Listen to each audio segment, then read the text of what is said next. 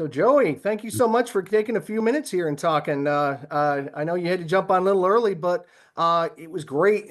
Listen to the new album. I have to say, my wife is definitely on cloud nine listening to it. But the first thing I want to talk to you about is making the new album, and I'd really like to talk about Sean as well because your collaborator, Sean Thomas.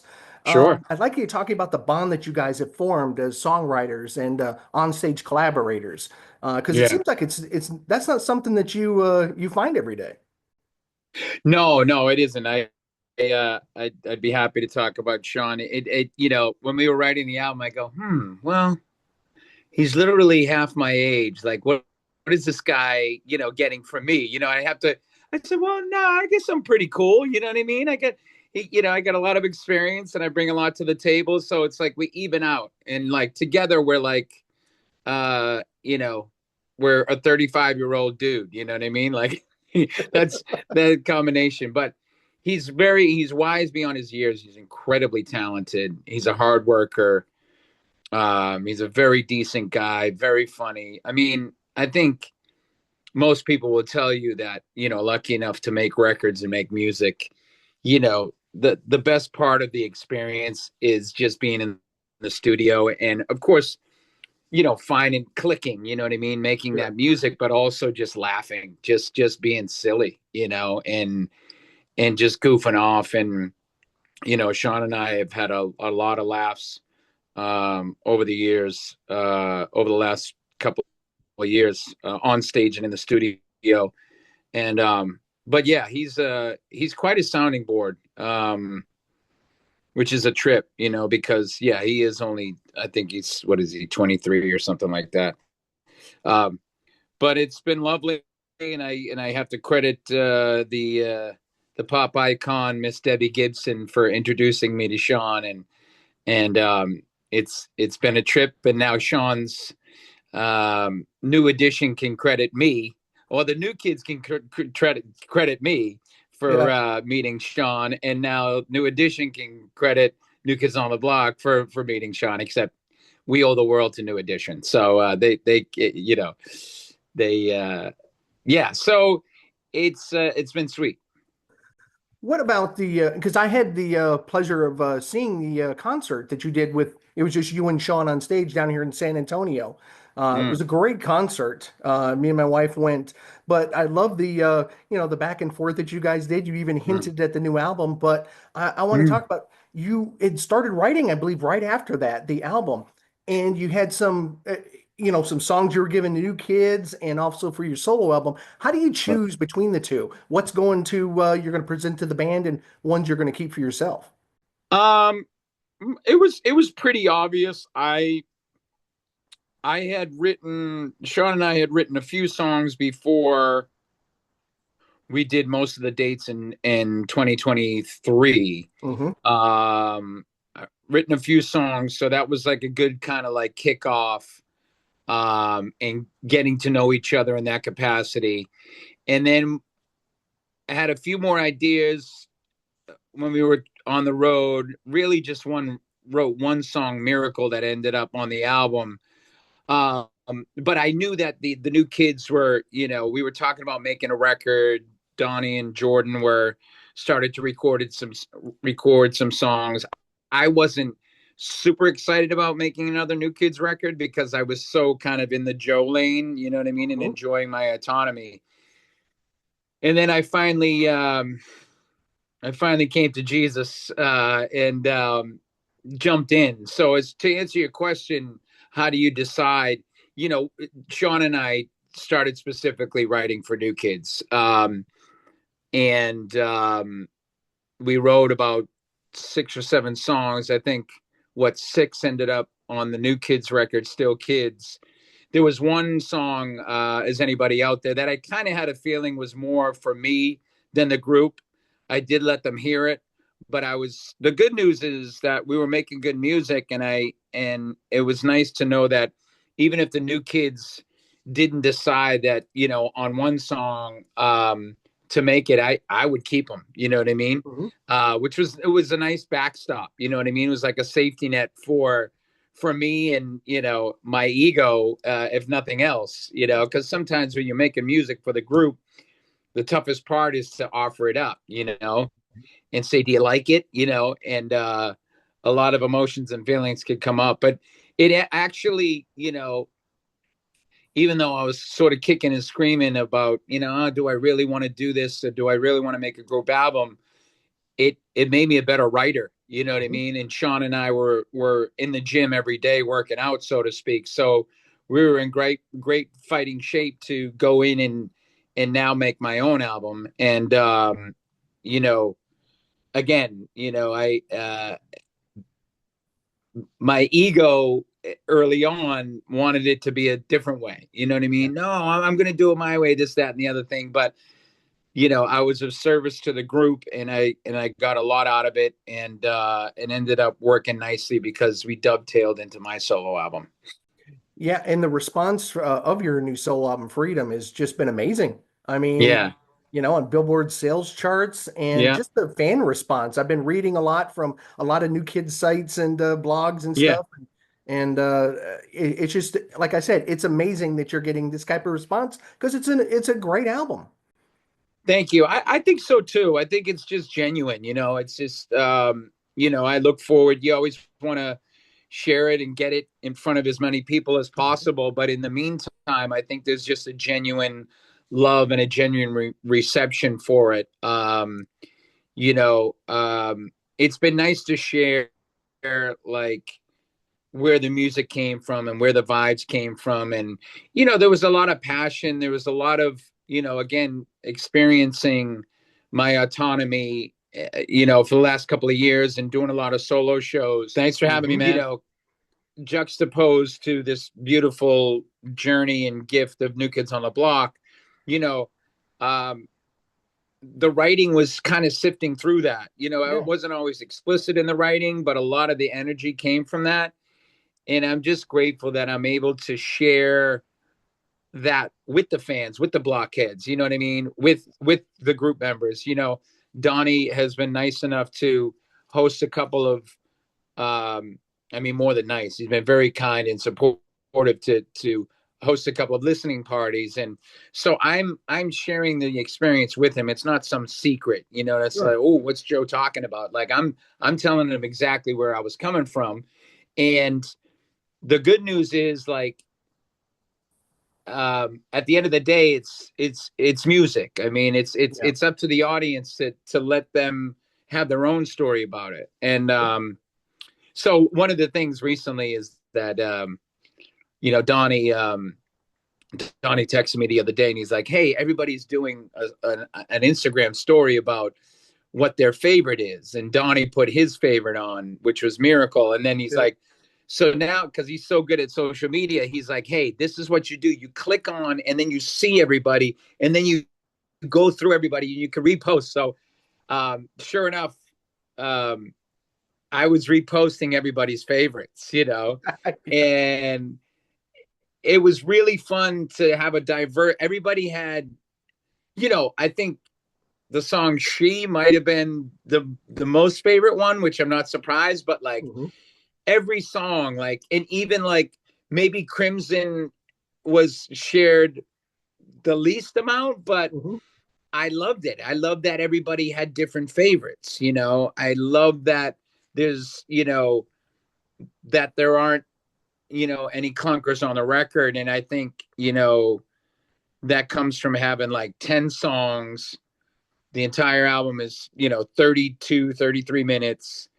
It packs a punch, but, I think there's no filler, as they say, Yeah. which is Yeah. nice. Well, I'm an old school guy, probably much like yourself. I'm one of those guys that, I play a album all the way through, and then of course you kind of pick your favorites and what emotionally Sure. grabs you. Just like in the Yeah. old days, you like to have an album that you don't have to pick up the needle. you know. Right. And a couple of songs I'd like to ask you about, just because, I really kind of, it kind of drew me in. The first one obviously is Freedom, but the other one is Other Things. I Yeah. really loved both of those songs. And can you tell me a little bit first about Freedom, the title track? It's got some of Yeah. those step-by-step lyrics in there, but you're Yeah. changing up. You're kind of, tell me the genesis of that song. Yeah. Well, I really feel like, um, Freedom was the last song we wrote. I was messing around with a version. There were parts of that song that were months old. They were in the making. But like when Sean and I got together, we were on the road in the Magic Summer Tour, and as the the gods would have it, we had 3 days off every day on the end of the tour. Mm-hmm. And we normally didn't have that much time on the road, days off, but we strung a few together. And so we got an Airbnb for a couple of weeks. And so we went into Freedom. And again, I had like a couple of parts of that song and had a different vibe, but it became this almost dance track. And I think that what I like to do is like to think is like the music gods just sent down a real gift, like with Mm-hmm. that one, because normally with the rest of the tracks, Sean and I would be in, the same room, and we'd have an idea and we'd get after it. You know what I mean? And it would start with an idea or a phrase or a melody, and he would get on his guitar or the keyboard, and we'd start snowballing into a song. There was a couple of times where um, Sean made the track and I wrote over it. There was a couple of those, Mm-hmm. but for the most part, we're in the same room. But with Freedom, um, it had it was constructed in a different way. It was just literally like Legos. We like, should the verse be the chorus? Should the chorus be the bridge? Mm-hmm. How do we, the track was like, what what is feeding this track? Like, what's the sound of the record? And everything sort of came together. And I think it was just because we were so loose and in such good shape and had been writing for almost a year that like we knew how to kind of put it down. You know what I Yeah. mean? At one point, like we were grinding on this idea and we was like, let's just put it away. And he literally closed the laptop. And as soon as he closed it, I went, wait a minute, open it back up. And he opened the session back up. And I suddenly just said, press record. And I just said, I love you, baby, but you're making me crazy. I can still hear the... And I'd never sung it that way. It was always sung like almost an octave lower. Mm-hmm. And it was sort of like this outro instead of the chorus. And, and we sort of looked at each other. We said, holy cow. It was one take. I never sang it again. Right. That was the one take. And now the writing of it, when Yeah. you say it was step by step, echoes of step by step. Mm-hmm. I mean, this is the one time I got explicit about, what I talk about as the gilded cage. You know what I mean? Right. This beautiful gift of new kids, and like you could still be stuck. You could still feel trapped. And I hope people understand and relate. Like having a great job, you know what I mean? Even family, having a family and identifying with family and being grateful, but also wanting to carve your own path, wanting to be your own person and have your own space. And I think that takes work and energy and practice. And so, step for the one of the great hits of New Kids, Step by Step. Step one, we can have lots of fun. Step two, Mm-hmm. there's so much we can do. Step three, it's just you and me. Step four, I say I can give you more, and then John says, don't you know the time has arrived, for step five. And so what I said is kind of flip that is step one, this isn't any fun. I'm Right. 2 steps from the door.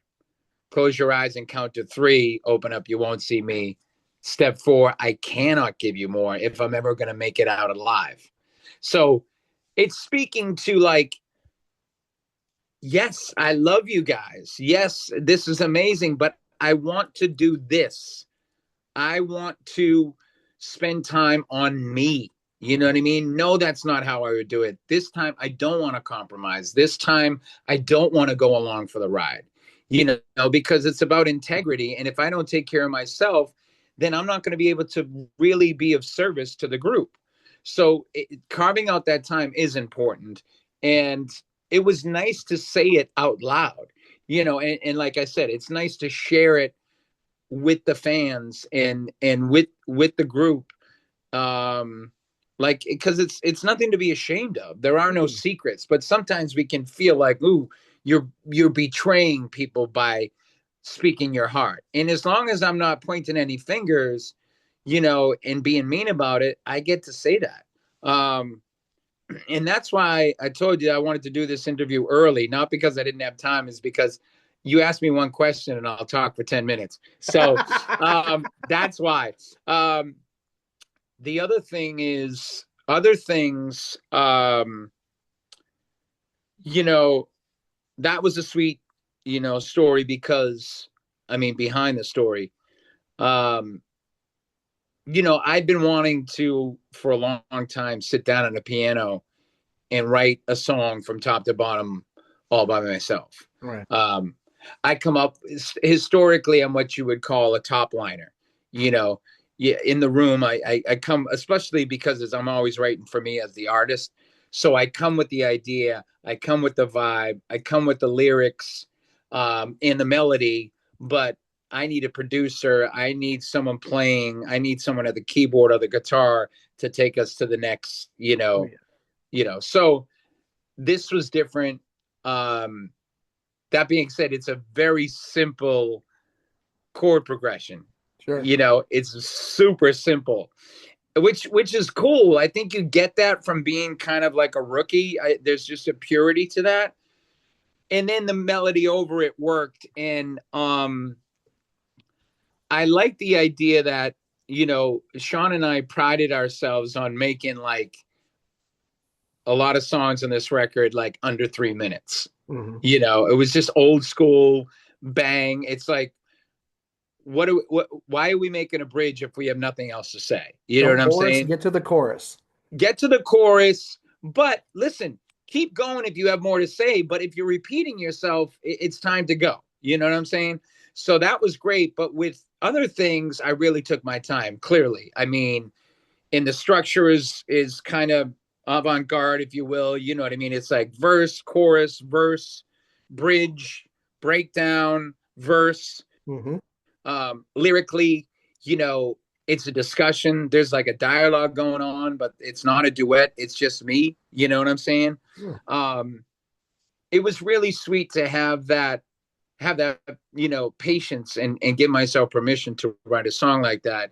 And then the chorus, I really love the chorus, but when I'm writing the chorus, I'm like, is this pop enough? You know what I mean? Is this what am I is it a little too theater? You know what I mean? But that's a huge side of me too. I'm a theater kid, Yeah. and um a big part of this, writing the album is, um although I didn't do it a lot because my wife drives my daughter to the gym way more than I do, but when I would pick her up, it was all Taylor Swift all the time.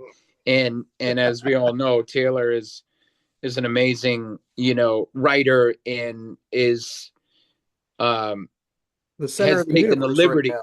What's that? The center of the universe right now.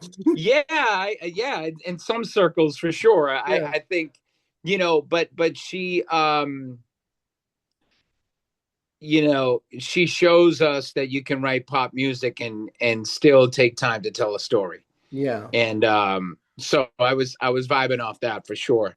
So yeah, those two songs. I told you only asked one question and I talked for 20 minutes. Sorry. Well, you were talking about getting the autonomy to do your solo stuff, and all you got to do is look at Phil Collins. He kind of laid the blueprint out to do it. He had Phil Collins, he had Genesis, did I that guess for a couple so. of decades, so I it guess can be so. done.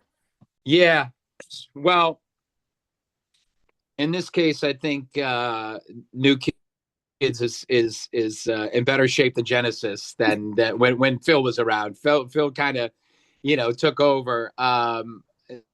The reality is that, you know we just happen to be five guys that bring a lot to the table and are able to um, make it work.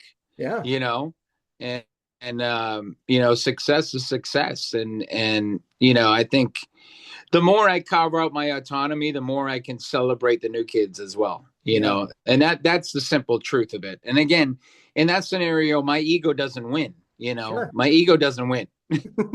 What wins is the music and the joy and the performance. Uh, yeah, that's I guess that's the happy ending of it. Yeah. Well, you've got a tour coming up. I believe April 4th, you're going to be hitting Texas. Unfortunately, you're not coming down to San Antonio, but I know. Well, yep. I think that might be phase two because I remember that show.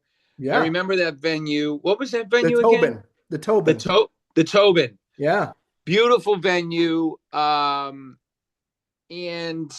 it was I really appreciate kicking the tour off in 2023 in that venue and in that town. It's such a special spot. So I thought maybe phase three I could start in San Antonio and then and head west to New Nice. Mexico and Arizona and California and then up around and down. You know what I mean? Okay. So I didn't forget about you. Well, But yes, I start in Houston and Dallas, April 4th and April 5th.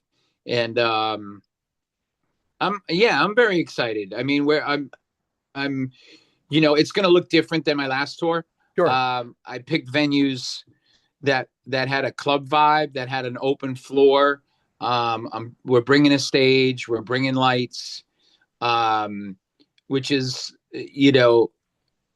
me indulging in that and spending the time and the effort and asking for help and hiring that extra two or three people to take the show to another level is uh is a win for me. You know what I mean? Yeah. Personally. I mean, you've got this tour, you've got a New Kids residency in Vegas. I mean, Yeah. you've got a lot of things in your plate. You got a lot in the kitchen right now. Yeah. We're squeezing in a sequel to my Christmas movie on the Roku channel in May as well. Oh my God. So I'm giving you. I've been. I don't know if there's an official release. They might be like, Joe, you shouldn't say that. We haven't. We're not on set yet. So if it doesn't happen, oh well. I'll hang out in May. But I think we're going to be doing that, which is pretty cool too. And also, I have noticed Griffin's been doing pretty good. He's been doing some music there. Griffin is he's an incredible artist. He does the work. He really shows up for his art and his passion. I mean, Mhm. he can play guitar. He's an amazing, accomplished piano player, singer, dancer, and he's you know he has his own path. You know what I mean? I Mhm. think he's slowly but surely. I don't think there's anything else he's going to do. You know what I mean? Sure. He's gonna be a performer. So it's interesting. I mean, I have obviously a lot of history, but I'm also just a dad, Yeah. and he needs to find his own path. You know what I Yeah. mean? And I'm going to be there for him, but it's exciting. He's incredibly inspiring, and I said to him the other day is it's having a musician and a performer like that in the house every day, playing the piano, singing the way he does. It was such a direct correlation to my album and for Mhm. me to show up. Watching him show up the way he shows up is it's such a connection to my album. Yeah. Well, I want to take you back a little bit, obviously, to your roots. And can you tell me a little bit about your experiences at the Footlight Club? Well, yeah, I grew up 4 blocks away from this big theater.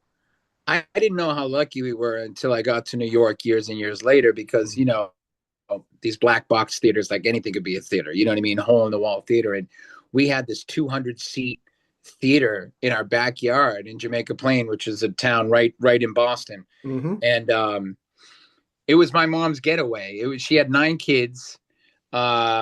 She loved singing and performing and being on stage, but this was her amazing getaway, Right. and we grew up seeing my mom like up there shining, having a blast. And I think that was contagious. 3 or 4 of us, jumped in and started performing in community theater as well. And between that and something called the Neighborhood Children's Theater of Boston, Yeah. which was uh, headed up by Michelle McCourt, um, who is an absolute saint. It was just something I love to do. I was bred to be a theater kid. I saw it in my family. I saw the fun of it. I was lucky enough to be a part of it, and just see people coming together for fun and for free because they love doing it and pouring their heart out and having a blast and working a 9 to 5. And guys and women would get off the bus from work and walk up the street and go live their dreams and have a beer afterwards. You know what I mean? It Yeah. was just like it was kind of brilliant. And then you get to know all sorts of walks of life too. You know what I mean? um you had all different kinds of people in different kinds of areas of work. And certainly the a big influence was there was a gay couple, and this was late 70s and 80s. Hmm. And it was different times, but it was like it taught me that like two guys could love each other and like live together, and it wasn't some big and I grew up Irish Catholic, so it was easy Yeah. to you know paint that as something forbidden, but it wasn't. You know what I mean? And I was taught that. You know what I mean? And I think you know that was the beauty of community theater. Like people showed up for each other and at the same time left each other alone, which was pretty awesome. And Sure. and it was just fun at the end of the day, fun and challenging. And I loved it. And then at 12, I was ripped away from my budding community theater career by four dot rats, as I like to call them. Well, we later saw the passion when you were at Carnegie Hall. Yeah, We saw yeah, that the musical theater passion of yours. sure, sure. It was. I guess that was a full circle moment. And my sister Carol was able to come up on stage with me, and she was Beautiful the one who, voice. Beautiful voice. yeah, she killed it. That was such a dream for her. I know she holds that night so dear to her heart, and to see her show up like that and be in the moment and have a blast was very special. And she brought me on stage when I was 6 years old, Yeah. and we ended up doing that song so many years later. Yeah, Carnegie was something else. And also, I have noticed the Griffin's been doing pretty good. He's been doing some music there. One of the things, I know you got to go. I just had a couple more questions. Yeah, no, I'm good. I'm good. I remember watching. My wife is from Derry, New Hampshire, so she grew up in the New England area. So of course, New Mhm. Kids were she was everything New Kids. But I remember her showing me a show that I guess was with Peter Bergeron. It was one of the early shows. I think it was from like Tom 1989. Tom Bergeron. Tom Bergeron. I'm sorry, not Tom, Peter. yeah, Tom Bergeron. And yeah. you had your family on there. Family really kind of kept you grounded. All of you kids kept you grounded.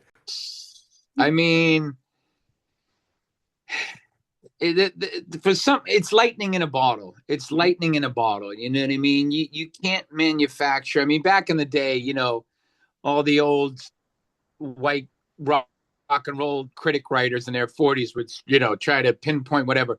The reality is, like, for the New Kids on the Block to happen, I mean, yes, you need Maurice Starr. Yes, you need Donnie Wahlberg.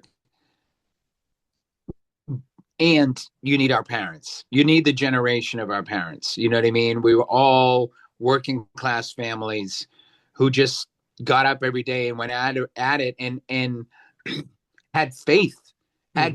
and had a sense of humor, about life, and worked hard. And so we came from that stock.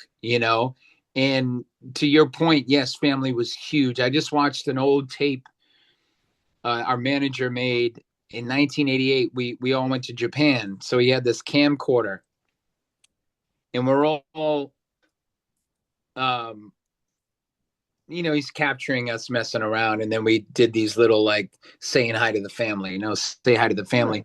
And all we did is, talk about our family. I love you. We went through all the names in our families. I love you. I love you. I love you. Danny, every other sentence, Danny kept saying, I love you, mom. I love you. You know what I mean? It's like, and that's not put on, like that was genuine. And, um, we didn't, it didn't feel like we were putting that on. It was just such a part of who we were. And, Yeah. again, that was just part of our DNA. And I think it was the fuel that took us. And the reality is it's what kept us together, because we've always chosen family and friendship over business. And, that's not easy to do, No. that is not easy to do, but we have done that, a day at a time, a tour at a time, a record at a time. It hasn't been perfect, but like that is why we have been able to, I think, continue to do, you know, go beyond our wildest dreams, Yeah. continue to surprise each other and our fans. We had just you know, went through 35 years of hanging tough, Mm-hmm. celebrated 35th anniversary a little bit ago. Can you Yeah. tell me the lasting impression of that album for you? I mean, obviously it launched everybody, but 35 years later, you're hearing some of this stuff. What does it mean to you now, 35 years later? Um, it's an example of, you talk about like, what works, how, Yeah, what's the magic potion, you know what I mean, like in sure. in this day and age. Obviously I'm a part of the music business, and you know my son Griffin is 17 now, so it's like, how do people make it, yada yada. When I look back at like hanging tough, at the very base foundation was a group that said, okay, let's really take the time to make this an authentic experience. Hmm. I think our first album flopped, and then Jordan, Danny, and Donnie really kind of said, "Hey, Maurice, yes, you're amazing, but let's let's really make this a little bit more about who we are." Sure. Um, and those guys were in the studio all the time. Yeah. I was too, but I mean, they were 17, 18 years old, so they really started, you know, developing their own voice and their own passion, um, along with Maurice Starr, who was just an incredibly talented, songwriter and producer, and could play any instrument under the sun. So the combination of that, like a same way with like Jack Antonoff and Taylor Swift, you know what I Hmm. mean, and Max Martin and the Backstreet Boys, you know what I mean. It needs that click, you know what I mean, Yep. and that vibe, and we had it. So um, and there was space around it, I Yeah. mean, there wasn't this like deadline or gun to our head that we have to, yes, we had the passion, yes, we would practice every day, yes, as soon as we got the songs, it's like, what is this going to look like on stage? Sure. But at the end of the day, I just took the bus in and recorded Please Don't Go Girl over 2 Saturdays, you know what I mean, and it was magic. Yes, it was in the hands of Maurice Starr, but yeah, I was 14 years old, and I brought what I brought to the table, and it ended up being the first single and the first hit record. And you know, as far as the making of it, never mind, needing a break Yeah. and pounding the pavement and one thing that, one bolt of lightning after another. But as far as making the record, 10 songs, again, I thought of that when I did Freedom, and I got the vinyl, Yeah. and it was just so clean, like 5 songs on each side, you know, and just packed a punch and like 10 songs, hanging tough. You know what I mean? Old school, 5 and 5. And it really, it really has the same, there's a lot of similarities actually between, if I could be so bold, but Sure. they, it's not a coincidence. One of the Question. questions from one of our listeners was, do you have a favorite song from from the era of the '80s that you still enjoy performing, even though you've done it numerous times? Oh, a New Kid song? Yeah, Well, I mean, Please Don't Go Girl stands on its own because I get it's such a moment in it, and I've been able to grow with that song. So let's just say that that doesn't count for now. But I like singing Popsicle. When we do Popsicle, we do a little bit of Popsicle from the first album.